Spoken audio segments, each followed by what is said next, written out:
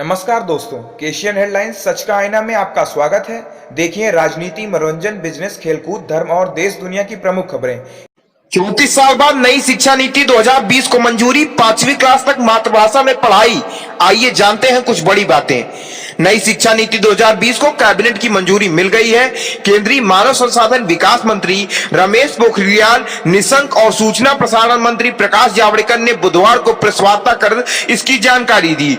इससे पहले 1986 में शिक्षा नीति लागू की गई थी। 1992 में इस नीति में कुछ संशोधन किए गए थे, यानी 34 साल बाद देश में एक नई शिक्षा नीति लागू की जा रही है।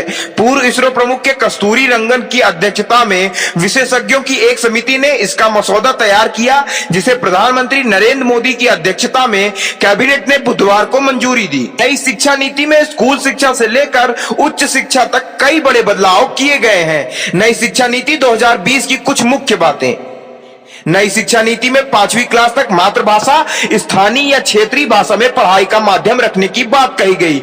इसे क्लास 8 या इससे आगे भी बढ़ाया जा सकता है। विदेशी भाषाओं की पढ़ाई सेकेंडरी लेवल से होगी। हालांकि नई शिक्षा नीति में यह भी कहा गया है कि किसी भाषा को थोपा नहीं जाएगा। साल 2030 तक स्कूली शिक्षा में 100% GIR ग्रॉस इनरोलमेंट रेशियो के साथ माध्यमिक स्तर तक एजुकेशन फॉर ऑल का लक्ष्य रखा गया। अभी स्कूल से दूर रह रहे 2 करोड़ बच्चों को दोबारा मुख्य धारा में लाया जाएगा। इसके लिए स्कूल के बुनियादी ढांचे का विकास और नवीन शिक्षा केंद्रों की स्थापना की जाएगी। स्कूल पाठ्यक्रम में 10+2 की ढांचे की जगह 5+3+3+4 का नया पाठ्यक्रम संरचना लागू किया जाएगा, जो क्रमशः 3 से 8, 8 से 11, 11 से 14 और 14 से 18 उम्र के बच्चों के लिए है। इसमें अब तक दूर रखे गए 3 से 6 साल के बच्चों को स्कूली पाठ्यक्रम के तहत लाने का प्रावधान है, जिसे विश्व स्तर पर बच्चे के मानसिक विकास के लिए महत्वपूर्ण चरण के रूप में मान्यता दी गई है। नई प्रणाली में प्री स्कूलिंग 12 साल की स्कूली शिक्षा और 3 साल की आंगनवाड़ी होगी। इसके तहत छात्रों की शुरुआती स्टेज की पढ़ाई के लिए 3 साल की प्री प्राइमरी और पहली तथा दूसरी क्लास को रखा गया है। अगले स्टेज में तीसरी, चौथी और 5वीं क्लास को रखा गया है। इसके बाद मिडिल स्कूल यानी 6 से 8 कक्षा के सब्जेक्ट का इंट्रोडक्शन कराया जाएगा। सभी छात्र केवल तीसरी, 5वीं और 8वीं कक्षा में परीक्षा देंगे। 10वीं और 12वीं की बोर्ड परीक्षा पहले की तरह जारी रहेगी, लेकिन बच्चों को समग्र विकास के लक्ष्य को ध्यान में रखते हुए इसे नए स्वरूप में दिया जाएगा। एक नया राष्ट्रीय आकलन केंद्र परख समग्र विकास के लिए कार्य प्रदर्शन, समीक्षा और ज्ञान का विश्लेषण एक मानक निर्धारण निकाय के रूप में स्थापित किया जाएगा। पढ़ने लिखने और जोड़ घटाव संख्यात्मक ज्ञान की बुनियादी योग्यता पर जोर दिया जाएगा।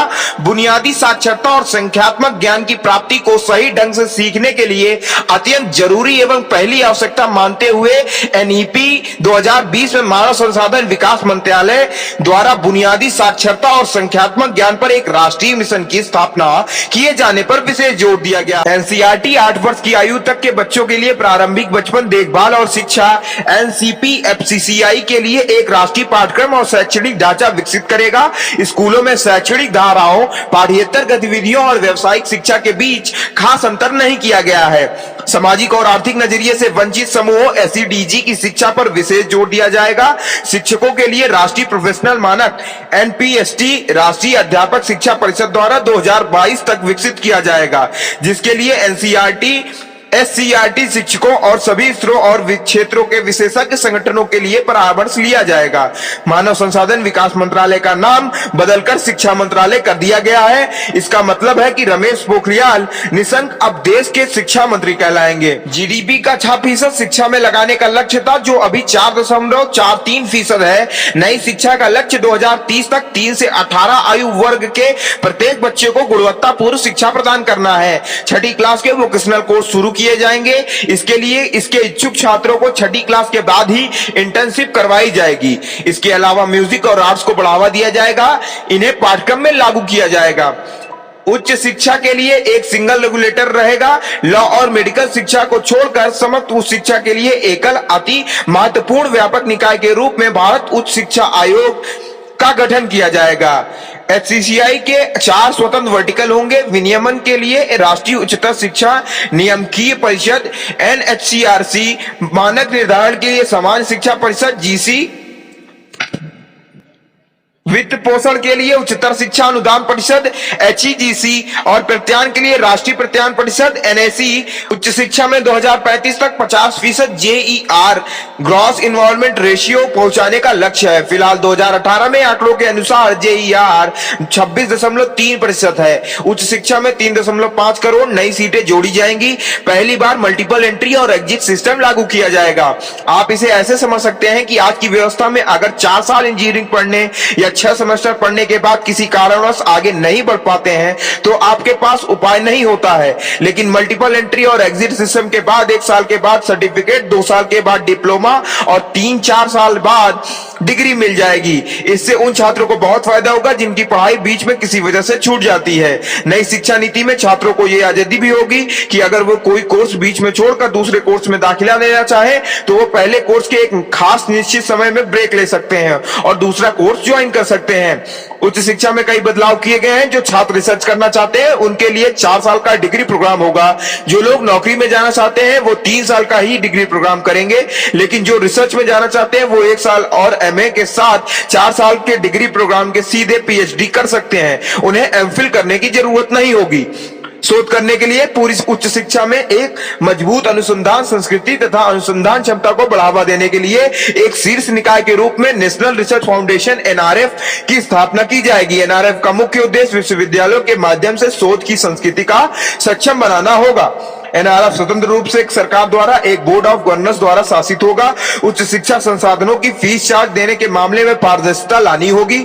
ST, ST, OBC अन्य विशिष्ट श्रेणियों से जुड़े हुए छात्रों की योग्यता को प्रोत्साहित करने का प्रयास किया जाएगा।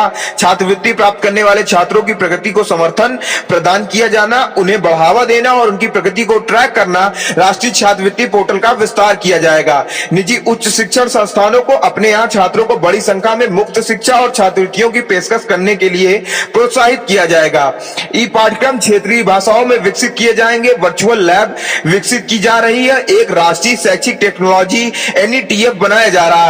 हाल ही में महामारी और वैश्विक महामारी के वृद्धि होने के कारण परिणाम स्वरूप ऑनलाइन शिक्षा को बढ़ावा देने के लिए सिफारिशों की एक लंबी कड़ी लग गई है। एक व्यापक सेट को कवर किया जा रहा है, जिससे जब कभी और जहां कभी भी पारंपरिक और व्यक्तिगत शिक्षा प्राप्त करने का साधन उपलब्ध होना संभव न हो तो गुणवत्तापूर्ण शिक्षा और वैकल्पिक साधनों की तैयारी को सुनिश्चित किया जाए। स्कूल और उच्च शिक्षा दोनों को इस शिक्षा की जरूरतों को पूरा करने के लिए MHRD की डिजिटल अवरचना, डिजिटल कंटेंट और क्षमता निर्माण के उद्देश्य से एक समर्पित इकाई बनाई जाएगी।